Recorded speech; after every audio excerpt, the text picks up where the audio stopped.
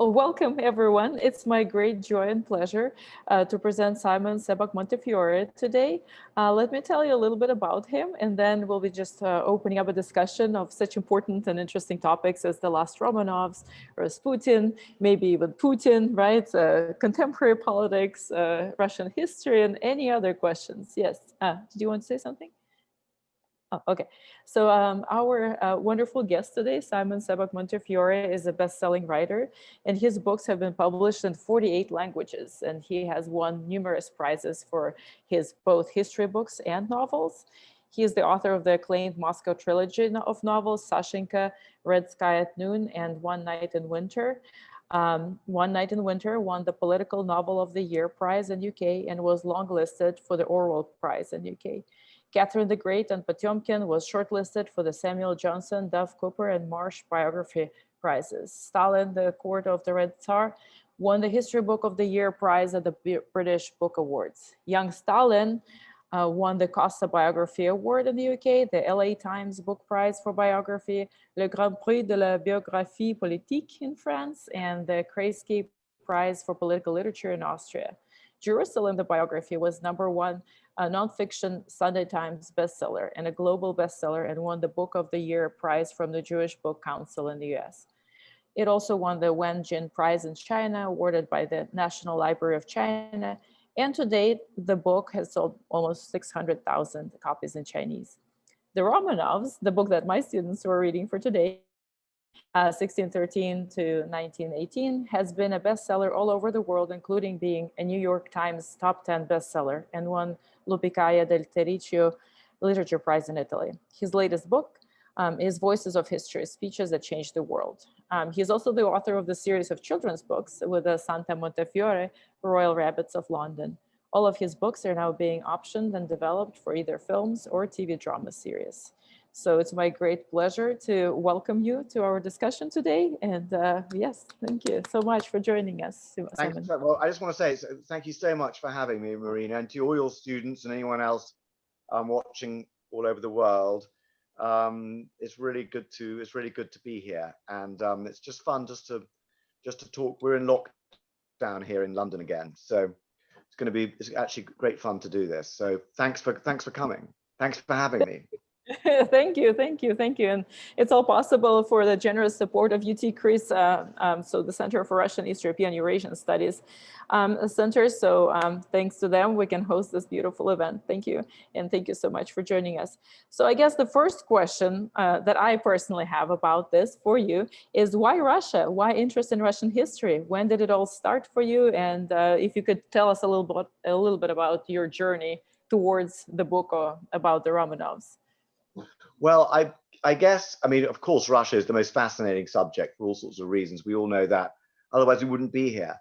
But for me, it started at a very young age because my mother's family were Jewish refugees from Russia, and they left in 1904 after the first pogroms, and the Kishinev and other pogroms in 1903, 1904, and the other ones left in 1905. So they all came to England, and so I was brought up always with sort of a realization that Russia was somehow very close to us, and so I was always interested in it. When I was doing history at university, I did a lot of Russian history, and then when the Soviet Union started to break up, I really wanted to see it happening, to see empires falling.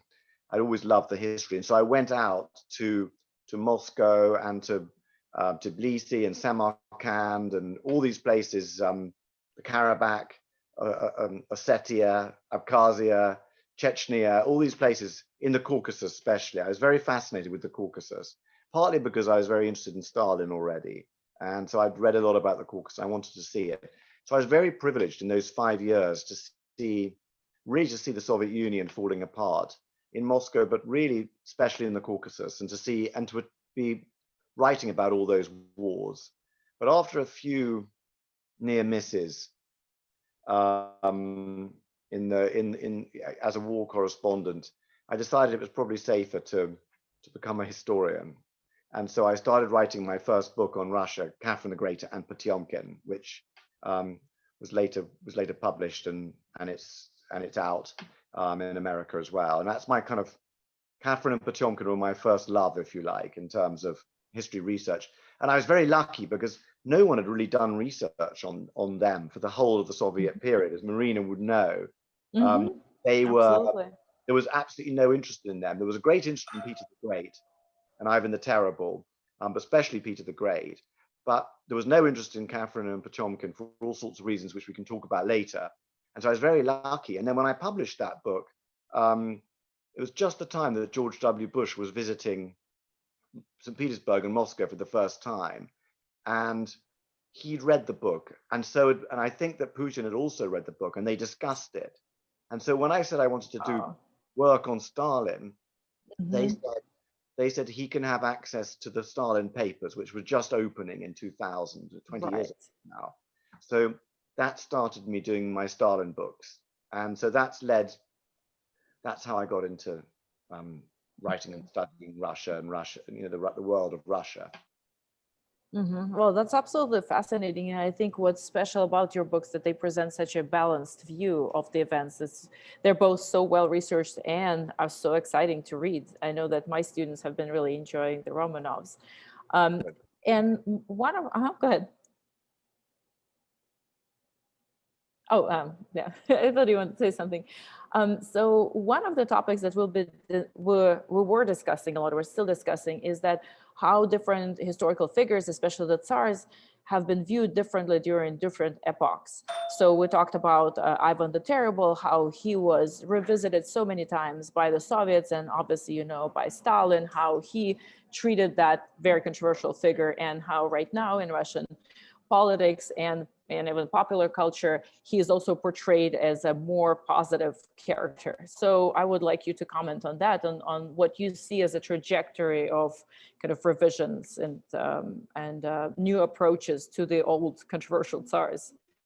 Well, I think it's interesting because if you start to look at it going backwards from today, President Putin has a very unideological viewpoint of Russian history.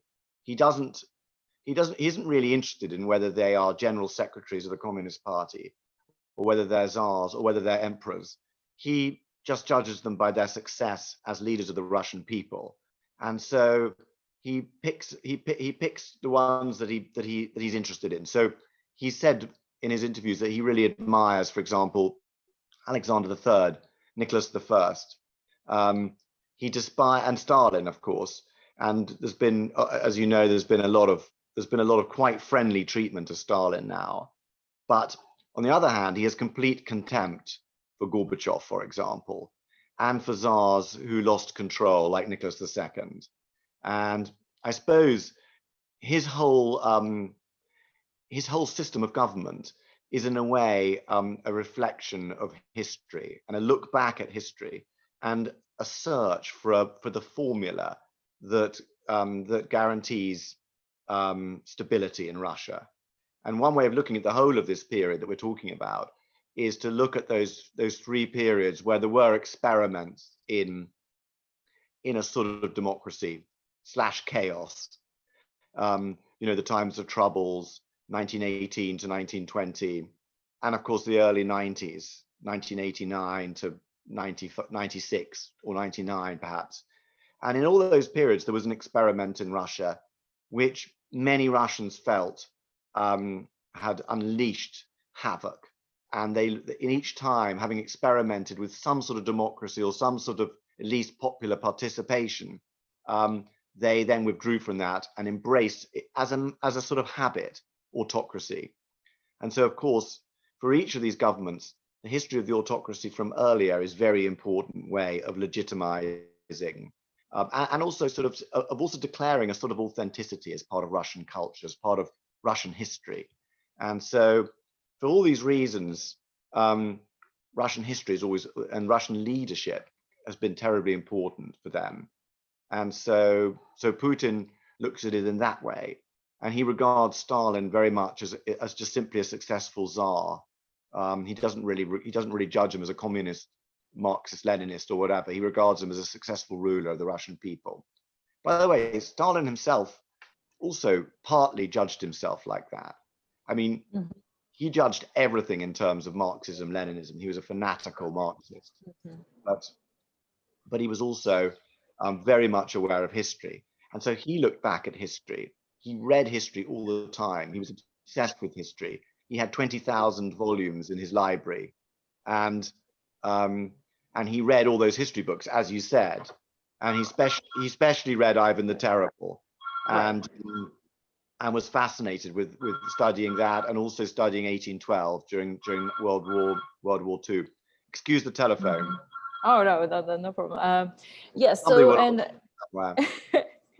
and as we mentioned, that a lot of Russian rulers had models that they found in history of Russia, and they tried to build their own presidency or their reign based on those models. Like we can think about Catherine the Great having Peter I as her model and trying to continue that legacy.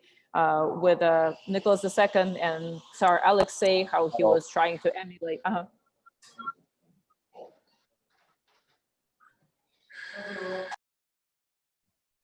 Yeah, keep going.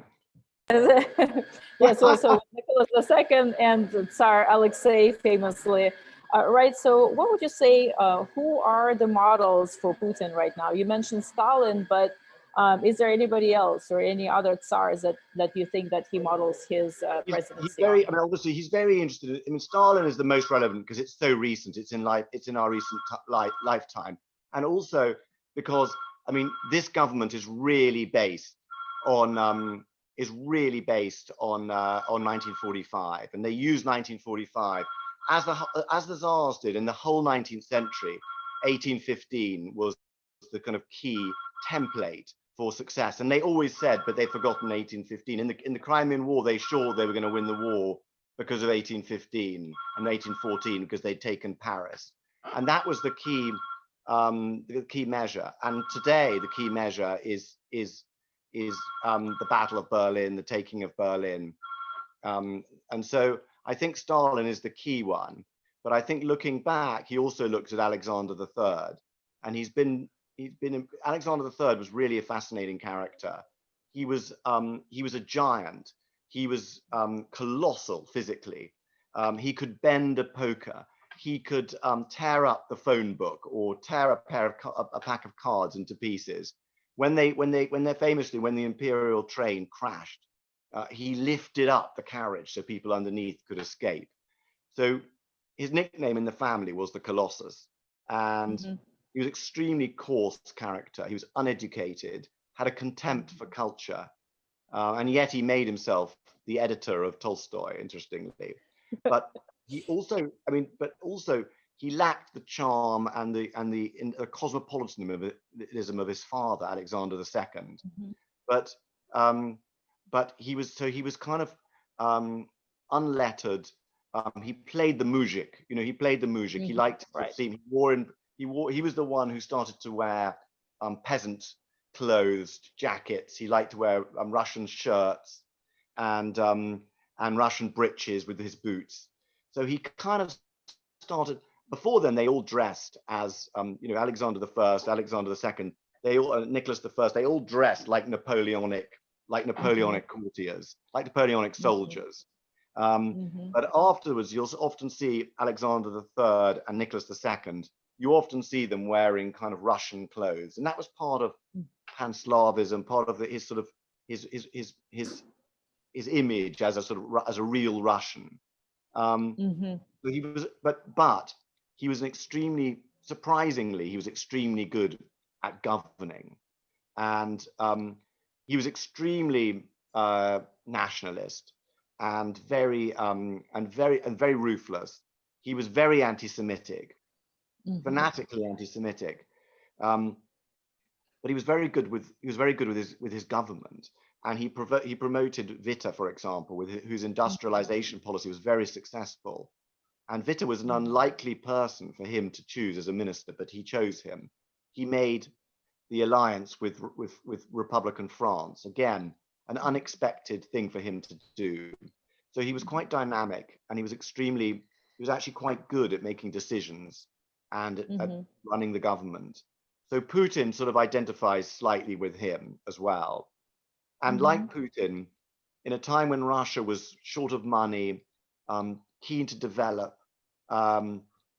He really emphasized Russian power, and he always used to say, I don't need any ministers. I just need my army and navy. I don't need any allies. I just need the army and the navy. There's just only two allies I need. So that's why Putin identifies a bit with him. But I think the Tsar that Putin is most similar to is Nicholas I. Nicholas I, who was the father of Alexander II, and the gendarme of Europe, right? gendarme of Europe, and he's a very, very interesting character, much more like Putin, and because first of all he followed very similar policies to Putin of sort of nationalism, autocracy, autocracy. I mean, almost identical to what Putin believes in. Exactly. As a young man, he was supposed to be dazzlingly beautiful and handsome. He was the younger brother of Alexander I. He was a terrible martinet, obsessed with army and discipline, orthodoxy, again, very anti-Semitic character. But he was very dynamic in foreign policy. And in foreign policy, he won a series of amazing sort of successes, a bit like Putin, at the cost of the slower moving West. And this lasted throughout his long reign until he went a step too far. He became arrogant in 1853, and that led to the Crimean War, when Russia learned that it was no longer the Russia of 1814. Yes. Thank you. Well, you mentioned that Alexander III was a great ruler, right? A great politician, and yet he failed to prepare an heir for himself, right? So we know that he treated Nicholas II with a lot of contempt, and he didn't believe that he would make a good ruler, which, he was right, but also he didn't really invest the time and the effort into preparing someone to take over. So what do you think about that? Well, his death was very unexpected, very quick, and he died very young. I think he was just over 50, and it's one of the deaths that really changes history. I mean, Trotsky said it's a bit like Cleopatra's nose. Trotsky said, if Alexander III hadn't so loved drinking vodka, history would be different, and it's very true. I mean, he didn't prepare Nicholas II to rule, but actually it was impossible to prepare anyone to rule the Russian Empire. The job was, but especially by the time of Nicholas II, the job of Tsar Emperor was an impossible job for any one person to do. And actually, even under Alexander III, even under Alexander II, it was very difficult to really master the complexity of this a modern state with no civic institutions to help in any way, and everything run from the court. And there was a cult at court. There was a cult of Peter the Great. You mentioned the Great based itself on Peter the Great, but essentially every Romanov after him wanted to be Peter the Great. And Peter the Great was that very rare thing, the man who could, I mean, he knew what he wanted. He had all the talents and gifts and luck of the great politician, because he knew what he wanted to achieve. He had the acumen to do it, and he had the resources and the opportunity to do it. So those are the kind of four things that every leader dreams of having. And he had those four amazing things. So he was, he was the one they all looked to. He'd commanded the army in battle himself. He'd won the Battle of Poltava himself, but he'd also run the government in enormous detail. Well, by the late 19th century, with railways and stock markets and what have you, you just couldn't do that anymore. And a huge bureaucracy, you simply couldn't rule it yourself. So Nicholas II always said that he wasn't prepared, and we know that he famously wept to his friend Sandro, his cousin and friend Sandro, and said, like, I'm not prepared.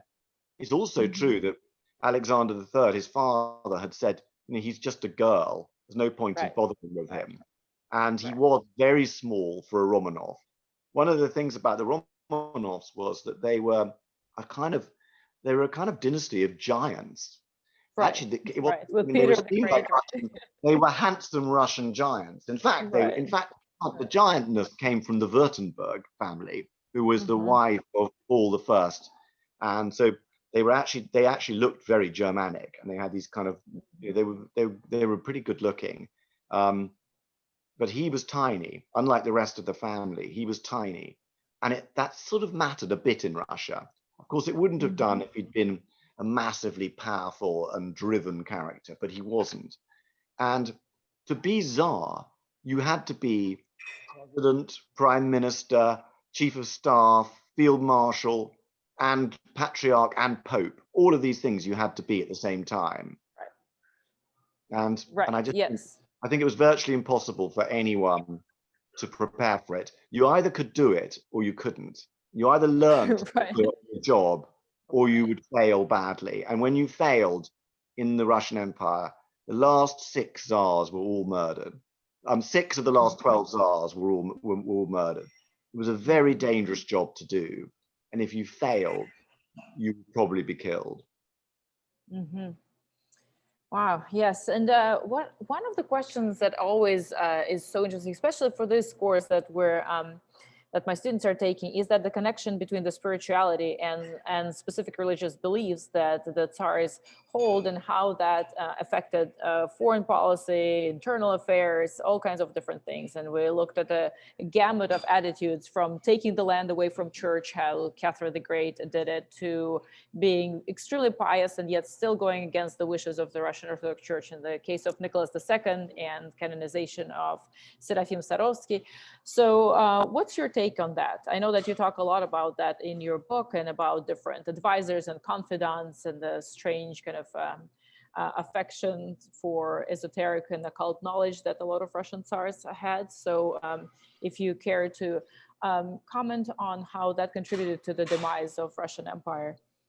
Well, I just think it was hugely important. I mean, first of all, there was the church structure, and from Peter the Great onward, the church structure had been a ministry run by the Tsar, and so the Tsar was really the kind of Pope himself. I mean, before that, under the Rurikids and Ivan the Terrible, that period, I mean, the Tsars had been sort of semi kind of religious figures, but they were often challenged by their patriarchs, the chief of the church, and Peter the Great had dealt with that by just making it into a government department. But the church itself was extremely corrupt, and the church structure was highly political, and as a result of this, Russia, extremely religious country, Russians looked for a deeper religious experience, a more mystical religious experience, one that brought them closer to God, to healers, occultists, hierophants, or priests, starets, wandering elders, who wandered the Russian land, and to various monastic cults. And so these people also became very important, and they were an enormous part of Russian religion, much later than they were at any other part in other parts of Europe, where they had existed in the Catholic Church too, for example, but much less so after the 17th century, after the Enlightenment. But that hadn't changed. That hadn't changed in Russia. The Tsars saw themselves very much in a mystical terms as they saw themselves first of all as practical rulers and autocrats of the Russian state, but also they saw themselves as the key intermediaries between the Russian people, 80% of whom, as we know, are peasants, very religious peasants, very observant peasants, and God himself. And they saw themselves as in this role, not unlike their Byzantine predecessors. And as a result, it was necessary for them to be aware that there was another religion outside the very corrupt, slightly tainted hierarchy of the Russian church itself, which they also controlled. So in practical terms, if they wanted to speak to the peasantry direct, they needed to have an awareness of this culture, this occult, mystical culture that existed among ordinary Russians, but also, later in the 19th century, these kind of priests and holy men became very popular among a rather jaded upper class aristocracy in St. Petersburg itself. And so as we will see, that was a big part of what happened under Nicholas. In itself, there was nothing wrong with this. It was a way for the Russian Tsars, for the Romanovs, to maintain the links between them and the people, which was so important to them. The Russian Tsars had always had disdain for the aristocracy, the nobility, whom they could make and unmake. Everything depended on their relationship between the peasantry, the people, and themselves, and the crown and God. Yes, and what also makes me think, well, I mean, one of the interesting questions is the issue of dual faith or dueveria in Russia, how the pagan beliefs and all kinds of different non-mainstream, non-Christian beliefs survived alongside with Christianity and led to this kind of interesting synthesis of religious beliefs. But also when we think about Nicholas II and how he loved to model his reign on the rule of Tsar Alexei, we know that Alexei invited alchemists and he enjoyed his astrologers' help in all kinds of affairs, and he used the horn of unicorn and to prevent poisoning. So we also know that he engaged in practices that would be looked down upon by the Russian Orthodox Church, but yet he reserved those practices just to himself, and he banned the regular people from herbalism or engaging in those dark arts or the magic. So that's also an interesting thing when we think about Nicholas II, when he engaged in all kinds of seances and summoning the spirit of his father and kind of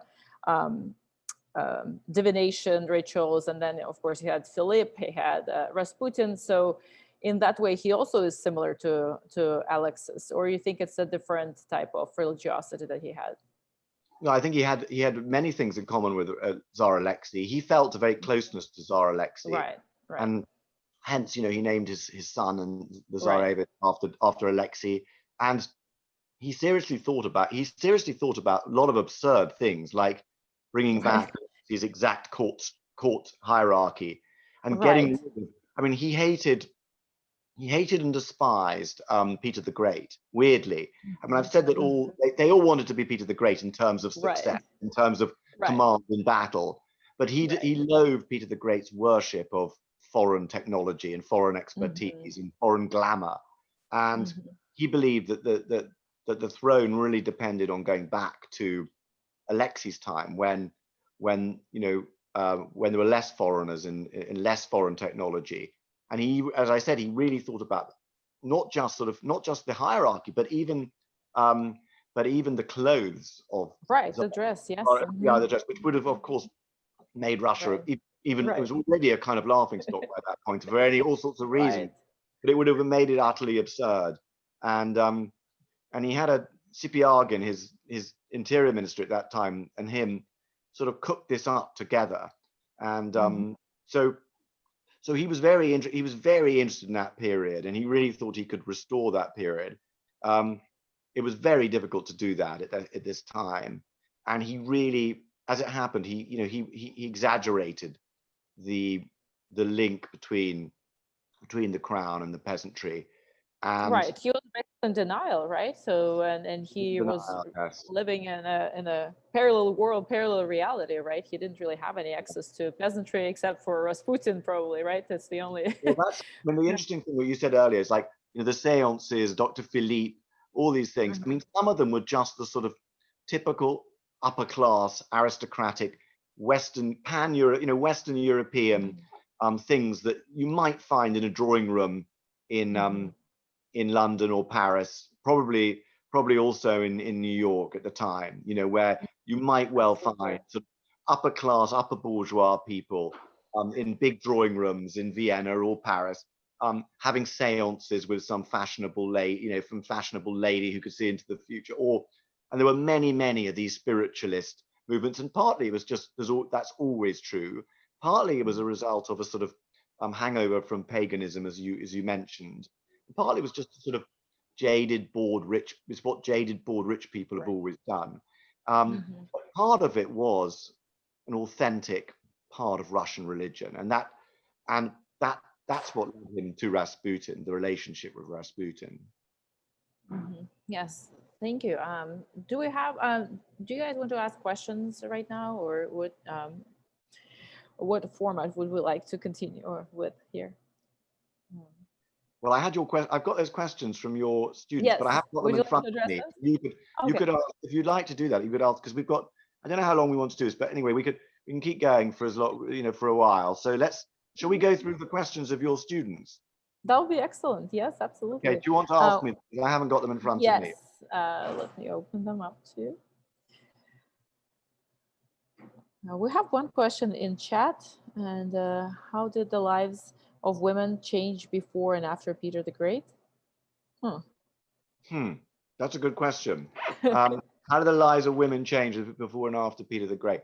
Yeah, I mean, they did change a lot, obviously, because Peter the Great was really the end of the terem, the sort of the harem, if you like, the seclusion of women in upper class society.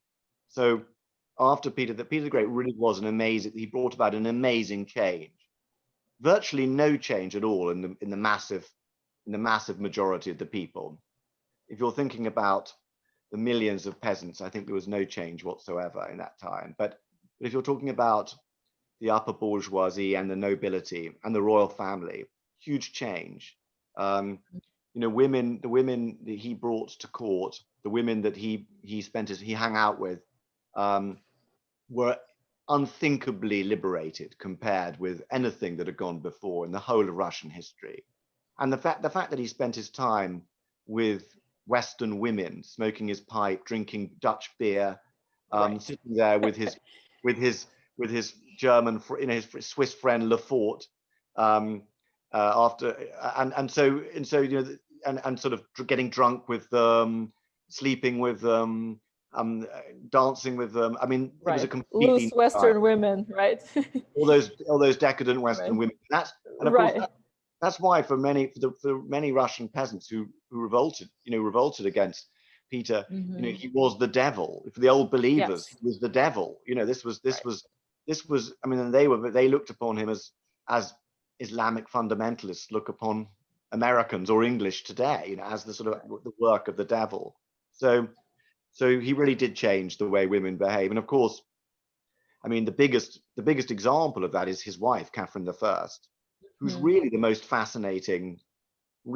the most fascinating figures in the Romanov dynasty, because she literally started as she first of all, I mean, not only she wasn't Russian, she wasn't Orthodox, she wasn't even a noblewoman.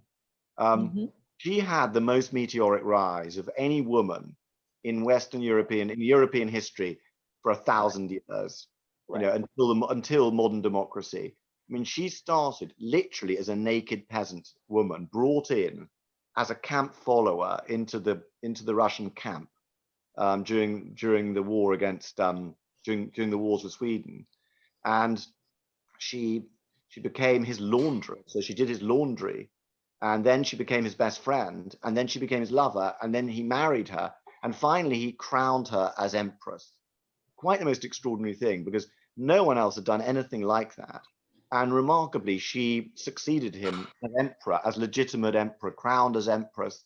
And she was the biggest game changer in female status, really, in the century, more than Catherine the Great. Right, to Next pave question. the way, yes. She paved the way. I think Nisa had a question, right? Yes, I have a question. Hello. Hi. Hi, great to see you. Where are you? Cool. Are you sitting outside? Are you sitting outside in Austin, Texas? Amazing. Yes. How cool. Great to see you. We're doing great. Fire away. I think they just asked we just talked about their question about women's position. Oh, okay, Peter. cool. Yeah, I think Nisa had a question. Nisa, did you actually have a question? Yes, okay, go ahead. Thank you. Hello, welcome. Hi, Nisa, I'm nice a big fan. I'm a super fan of yours. I'm from Turkey, and thank you so much for Turkey. I love Turkey. How nice that you're there. Thank you. So my first question is, you talked a lot about Alexander III, but do you think the fate of the, the Tsardom would be different if he would live a little longer, maybe? Do you think the fate would eventually change of Imperial Russia? I think it's a very good question. I mean, it's the $1,000,000 question, isn't it? But Yeah. I think, you know, I think both Alexander II and Alexander III would have changed if they'd lived longer. They would have changed. They would have changed the destiny of Russia. I mean, I think, you know, as you know, when he was dying, Alexander II was planning to sign off on some assemblies Yeah. that would have been a first step. They didn't have any power, and he was a firm believer in autocracy, but he knew that this would be a big change. And Lenin, who is, one should always read about all history, because Lenin is the greatest, among other things, a few other things he did too. He's also the greatest analyst of autocracy and power and how it works. And he said, the fact of the matter is, it could have gone either way about in 1881. In other words, it could have, Lenin himself said that 1881 could have changed the fate of Russia. It could have prevented the need for a revolution, and there would have been no Bolshevik revolution. So that's a very interesting point, and one has to take his view seriously. And I quoted earlier Trotsky about Alexander III, who died in 1894, him saying, you know, again, that it changed, his early death changed history, because individuals can change history. They can't change deeper trends, but they can change history. And I think you've seen that at the moment with Donald Trump in America. Donald Trump's character has changed American history. No one can deny that. So we shouldn't be afraid of asking these questions and looking at personalities in history too. And clearly, Nicholas II made every mistake you could possibly make, and yet he had a long reign. You know, he had a long reign over 20 years, and you know, it's amazing that he stayed in power. He actually had a lot of opportunities to change the fate of Russia. He didn't want to make those changes. In fact, he didn't believe in those changes, but he had many opportunities to do so. Even in 1917, one could argue that he could have made reforms that would have changed Russian history, and would have meant that there was no Bolshevik revolution. I mean, nothing in history I believe, is inevitable. And yeah, he made a lot of changes. It's always worth thinking, just before I finish this, is that if his first 10 years were quite successful. Imagine if he died in 1904, before the start of the Japanese War.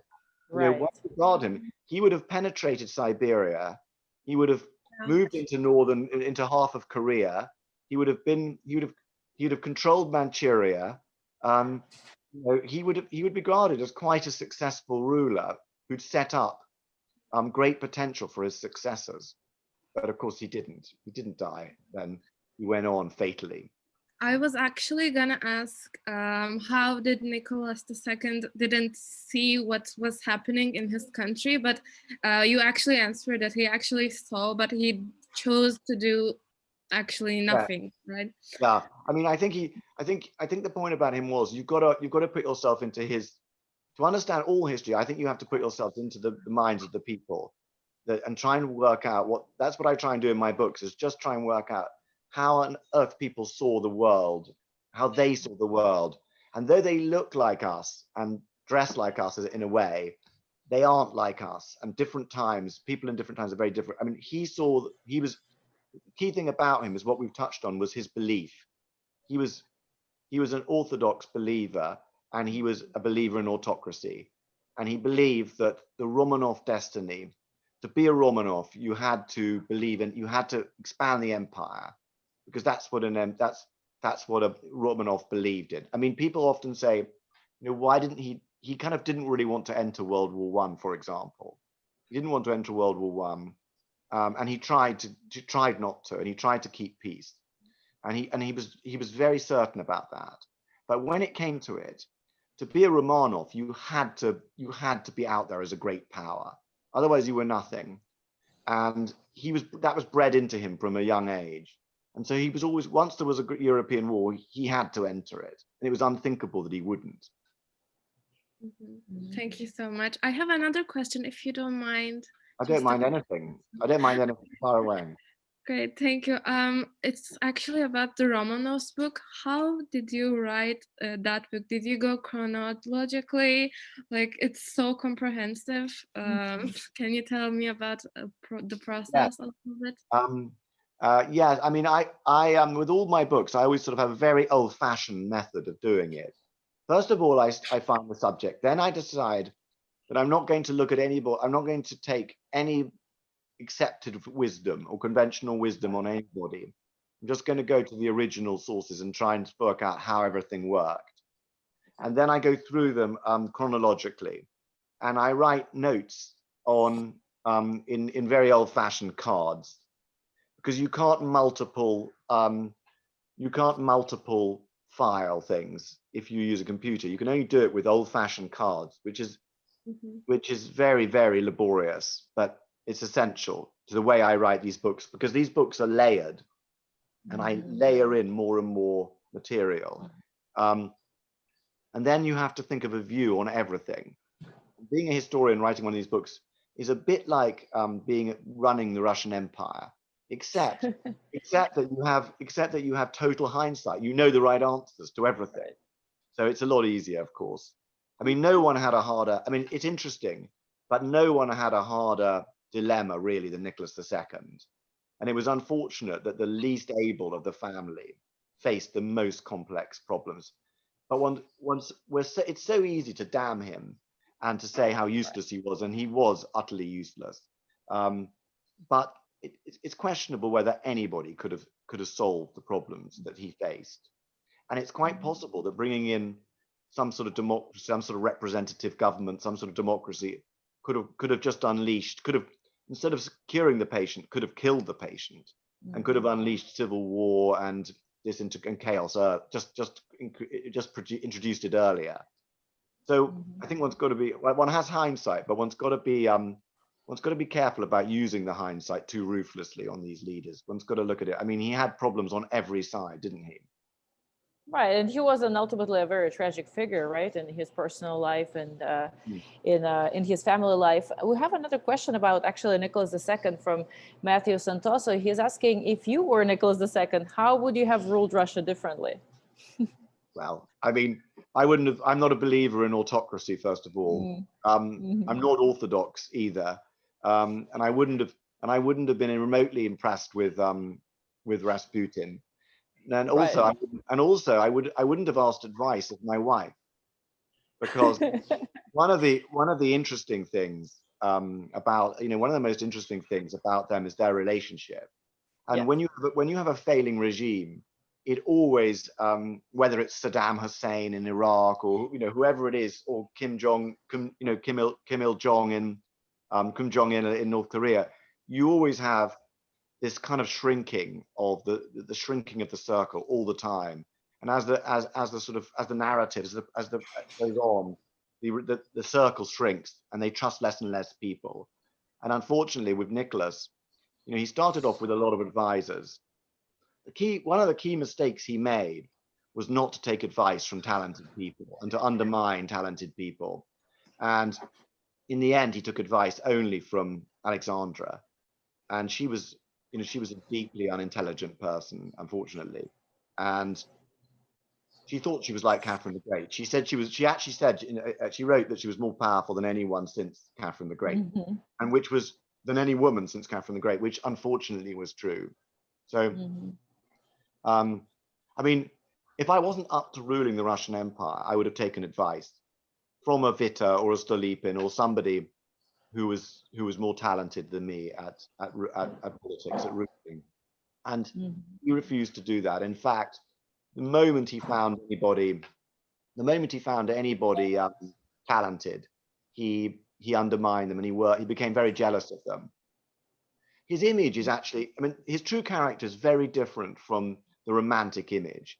I mean, one of the challenges you will have studying this character and his rule is that you've got to study him as if him and his family weren't massacred at the end of the story. One of the ways to do it is just to study him up to his abdication, and look at him that way, because as soon as you bring in the popular image of the kind of romantic the romantic martyr. It's impossible to think of him as a politician, and therefore it's impossible to analyze him properly.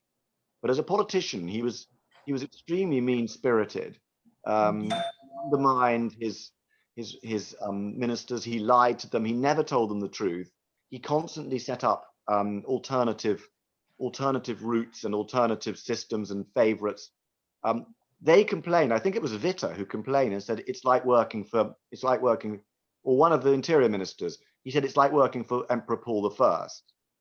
You're constantly undermined. You never know what change is going to happen.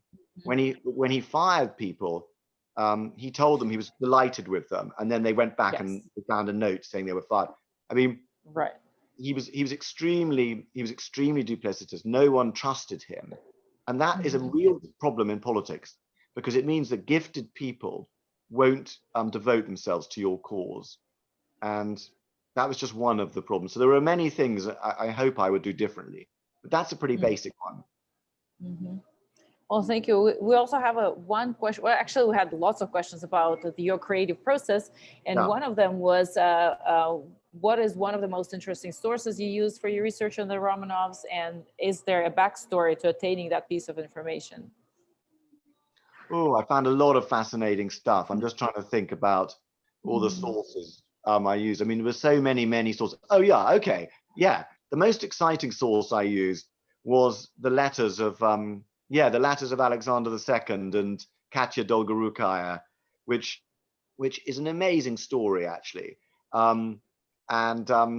You know, these were the letters between Alexander II, liberator, emancipator of the serfs, and his mistress, Katya. And I mean, in many ways, this is the most romantic correspondence since Catherine the Great and Potemkin, and which is also an astonishing correspondence, which you must read, by the way. But they were a couple. When he met her when she was a schoolgirl, and he was about 40, and they really fell in love with each other. They shared slightly liberal tendencies politically, and a great enthusiasm for sex, and an uninhibited enthusiasm for sex, which they wrote about absolutely openly in letters that, of course, they wrote presuming that no one would ever read them, and that because they were sent back and forth by the imperial couriers of the court, and they were lovers for something like 15 years, and in the end he married her. And these letters, there are about 3,000 or 4,000 letters, and they hadn't really been worked on very much. They'd only recently returned to the Russian archives, because, fascinating story, when Alexander II was assassinated in 1881, she fell out of favor, obviously, and she was hated by her stepson, Alexander III. So she was allowed to leave, and she left with a massive fortune, which Alexander II had endowed her with, and she took the letters with her. And the letters were her kind of treasure, but also a guarantee of safety, I guess. And she went to live in Paris, and she lived like a queen for the rest of her life. And she lived right up to World War I, into past World War I, and lived to see the end of the Russian Empire in another age. Fascinating woman. But the letters remained with her heirs, and they were sold in Paris to the French Rothschild family, the banking family. And they remained in Berlin with the Rothschild Bank there, where they were captured by the Nazis and kept by the Nazis for a while. And it was only in the time of Yeltsin that the Red Army, when they captured Berlin, the Red Army captured the Rothschild archives, and the Rothschilds kept these letters in their safe. And in the 1990s, under Yeltsin, they negotiated a swap, and the swap was, you give me, we'll give you back the Rothschild archives, the banking archives, if you give us these letters. And so that's how they only arrived in the Russian archives in the late 90s or early 21st century. And so I was really lucky to work on them, and they are the most amazing letters.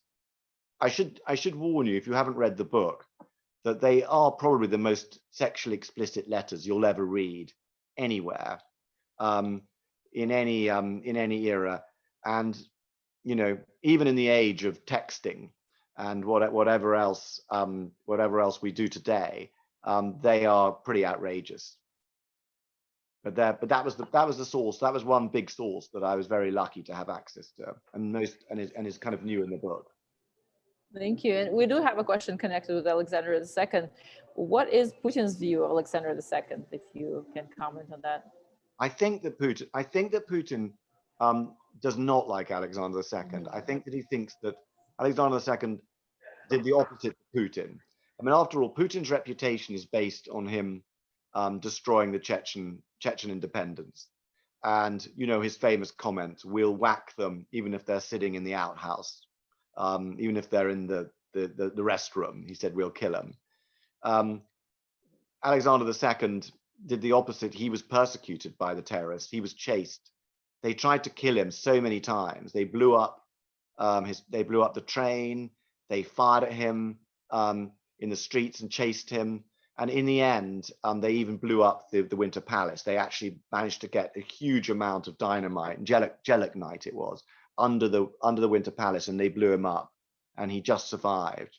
So Putin really only respects strength, and he regards Alexander II as weak. Another question is, can you elaborate on how Nicholas II's absence in Russia after he went to the Eastern Front in First World War affected the trajectory of the empire, especially given Alexander Rasputin's back at home in Russia? Yeah, I mean, in itself, this is always presented as like a major sort of a classic example of his folly. But actually, in itself, going to the front wasn't a stupid idea. I mean, the Romanov dynasty depended on the army. And staying close to the army was not a stupid thing to do. And keeping any distance between himself and the army leadership was very unwise. So there was nothing stupid about this. What was stupid was that his hope that he could command the army himself when he had no technical training and no ability either, in a time when warfare had become suddenly very technical and really all about artillery. And so it was unwise to do that. What was more unwise was really to leave a lot of the decision making with Alexandra and Rasputin, and it was a very, very stupid decision on so many levels. By the way, their letters show that actually he did make all the decisions. He didn't allow them to make any decisions. He decided everything himself, and he did resist some of their decisions. So he wasn't completely controlled by Alexandra and Rasputin, but he was far away. He was isolated at headquarters at Stavka, and he should have supervised it much more. But then he should have supervised politics much more. I mean, when you look at Nicholas II, if you ask what his biggest mistake was thinking that he was a sort of sacred autocrat. He was a politician. His job was politics. His job was to supply troops with guns and food, and supply the cities with food. He always regarded these things as sort of slightly beneath him. And actually, his job was to be a politician. His job was to know every politician in the country and to have views on their abilities. But he hadn't really cultivated politicians and political life enough. Alexandra had despised political life and regarded Petrograd as a miasma of sin and filth, as she put it at one time. And in fact, she was the last person who should have been placed in control of politics, because she'd always despised politics, avoided politics, and kept herself and her family away from politics. So putting her in charge of it was preposterous. She, ironically, had to turn to the only person she knew who knew anybody in the capital, and that was Rasputin. And Rasputin had appalling judgment about men and was extremely corrupt, and actually sometimes gave good advice, but more often chose appallingly inappropriate people to run the empire. So that's what happened in 1915. what was your favorite Tsar to write about? That's one of the questions. Well, of course, Catherine, first of all, because my first book was about Catherine and Potemkin in detail. And in fact, I traveled to about 6 countries looking for Potemkin's body, because, you know, his heart, his brain, his viscera were all buried in different places. But his skeleton is in Kherson on the Black Sea in Ukraine now. But his heart is near Smolensk in his church, in his village church. Anyway, the point is, Peter the Great is the most fun Tsar to write about and to spend time with. He's totally outrageous, yes. totally brilliant, endlessly shocking, amazingly gifted. I mean, just extraordinary. I mean, even his physicality, he was like 6'7", they think. And, you know, he was much more frightening than his pictures show, because he had twitches and fits. So he was constantly twitching, and he was also immensely strong. I mean, one of the things you had to have as a Tsar was an incredibly strong constitution, just to sort of do the job. There was so many parts of it. And he had this kind of almost his kind of superhuman strength. And, you know, I mean, he beat people himself with his stick if he didn't approve of them. And of course, he beheaded people himself. He tortured people himself. He did it all himself. Right. Yes. Another question from Sydney is, how popular was Rasputin around Russia? Do you think Nicholas II and the Tsarina would have given him so much credit if they didn't believe he could cure their son? I don't think he was popular. I mean, I think he had his followers and his disciples, but I don't think he was popular. I mean, his real support was in Petrograd among his circle of disciples, admirers, many of whom were women, but not all were. And he wasn't, you know, he wasn't popular. He wasn't well known in Russia until the sort of his letters to Alexander were revealed. And then suddenly he was in the newspaper as a scandalous figure, not as a religious mystic. So it wasn't that he was well known. I mean, I think the key thing about him was first of all, there were 3 things to understand his appeal to them. I mean, one was his timing. He appeared at exactly the moment that the 1905 revolution was happening. The 1904-1905 crisis was taking place. And here, just as the whole empire was questioning the link between the people and Nicholas II, here comes a man, a real peasant, a genuine, authentic Russian peasant, who suddenly absolutely reveres and is devoted to the Tsar and Tsarina. By his very personality and his very kind of character, he authenticated. He was the living link between Tsar and people. This was everything that Nicholas believed in, was proved by the relationship with Rasputin. So even without his abilities to cure or not cure their son, he already had an amazing importance to Nicholas and Alexander. He was the authentic mystical link between the peasantry and the rulers. So that was one thing. I mean, secondly was, you know, obviously, you know, the agony that they had to face with having the hemophiliac son. Just hard to believe what they went through, and also the fact that they'd chosen to keep this pretty much secret. The illness couldn't be kept completely secret just because he was so often ill, but the fact that they'd chosen to keep this secret was a terrible pressure on them. And quite apart from the fact that, you know, he was in agony on the verge of death many times, which is just an unbearable thing for a parent to see. So that's another part of it. But the third part of it was nothing to do with Rasputin, but the fact that they had decided that come hell or high water, they would give an intact autocracy to this boy. He would inherit it. This obsession, this was almost a fetish, became increasingly unsustainable as time went on. But he had to live to do that, and for that they needed Rasputin. Now, with Rasputin as healer, you have to take a view on whether you think he could he had mystical powers or not. I mean, some of you may believe in mystical powers and healers, in which case you might believe that he had those powers. But the only thing that mattered was that that Alexandra believed he had them, and that was all that matters. That was all that was necessary. More importantly, it's important that's always emphasized because of the martyrdom of the family and the tragedy of hemophilia. Everything's supposed to be based on the family aspect and the child.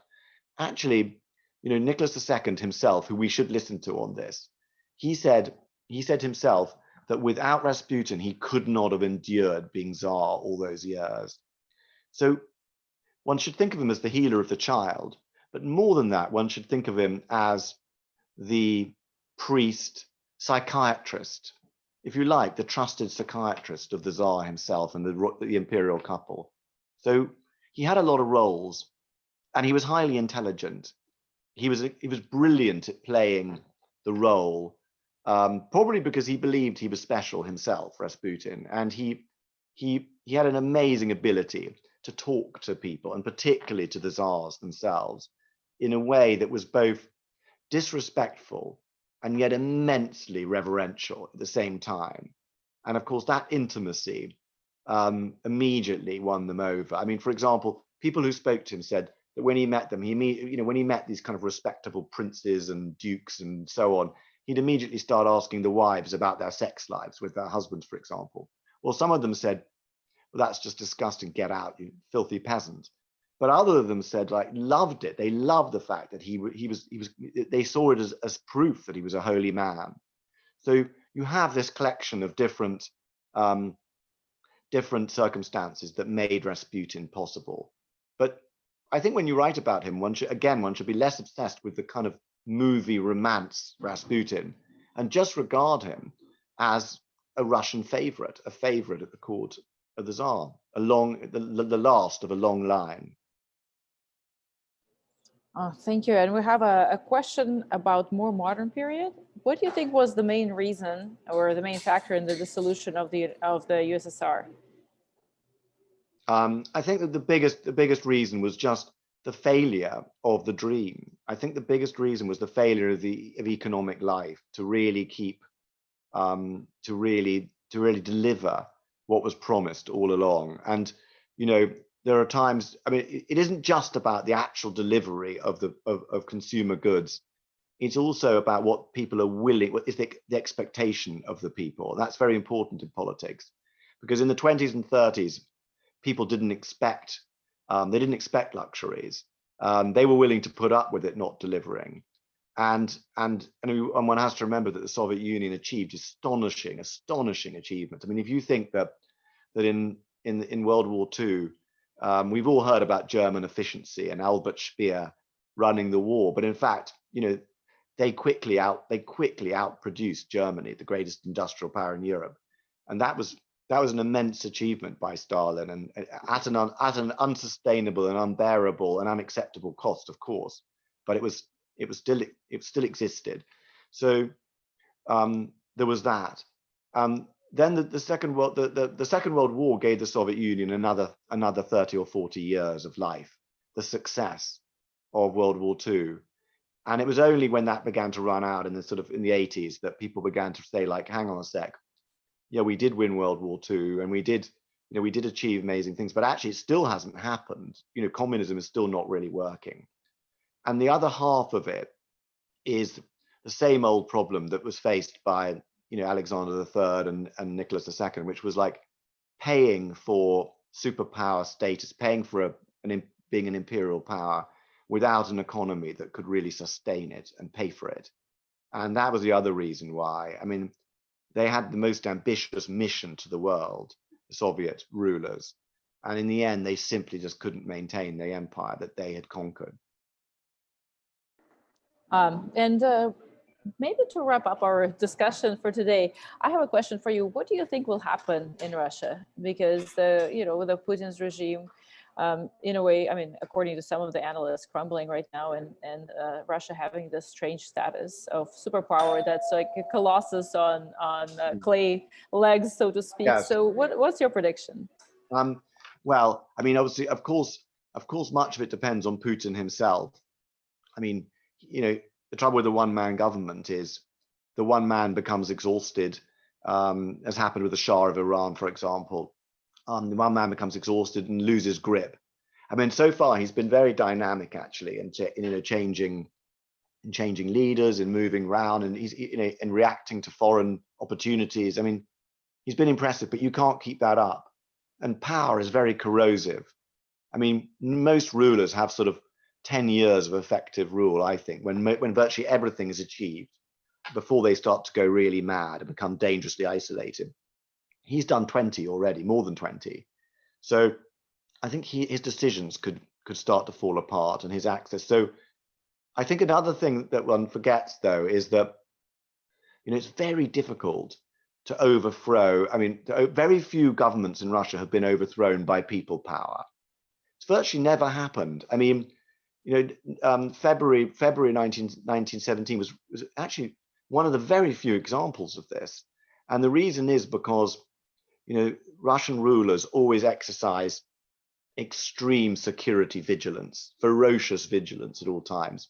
In the West, when we write the histories, we sometimes stupidly call it paranoia, but you can't be too paranoid when you're a Russian ruler.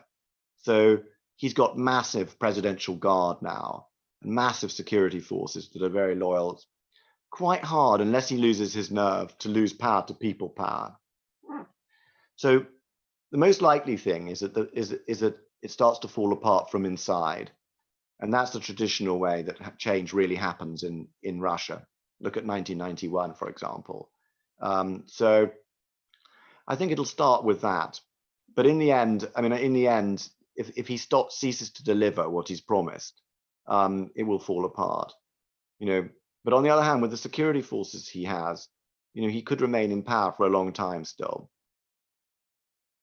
In the end, though, I don't believe that Russia is a nation that can only have autocracies. I don't believe that. I think in the end, Russia could have some more democratic form of political life, more than it has at the moment. But it could take a long time. Well, that's the hope, right? That's the hope that it will go towards democracy at some point.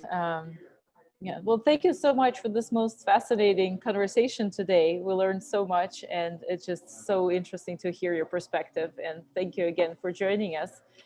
Do we have any parting shots from everyone or anyone in the audience, or from you, Simon? I just want to say thank you very much for having me, Marina. Really nice to see you, and also to all the students and anyone who's listening anywhere in the world. Thank you very much for joining, and do, you know, write to me about anything on Twitter or Twitter or Instagram or whatever. I'm on all those things, and do read all the books. I think you might enjoy the novels as well. So do try those. But thank you very much for having me. It's been really fun. Thank you. Thank you so much. Thank you. Thank you. Thank you. Thank you. You have a great day. Thank you. Thank you. Great. Hi. Thank you very much.